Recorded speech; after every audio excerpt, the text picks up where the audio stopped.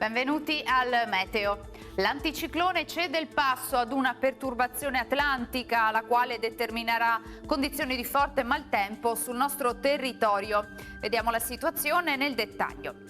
Sul Veneto la grafica di domenica 7 febbraio ci mostra un tempo spiccatamente instabile. Il cielo sarà molto nuvoloso con precipitazioni diffuse un po' su tutti i settori sin dal mattino e localmente potranno risultare anche di moderata intensità. Con il passare delle ore piogge più intermittenti, ma il contesto sarà sempre quello di una accentuata variabilità.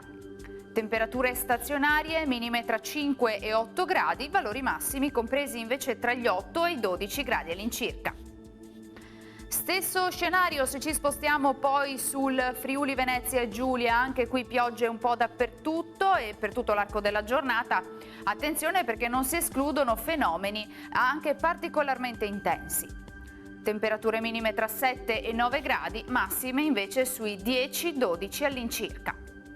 Ci spostiamo infine sul Trentino Alto Adige, anche qui avremo precipitazioni un po' su tutti i settori, locali nevicate intorno ai 1200 metri sulle aree alpine di confine. Temperature minime intorno ai 4 gradi, massime invece sugli 11 gradi. Dal meteo per ora è tutto, vi auguro come sempre un buon proseguimento in compagnia di Antenna 3.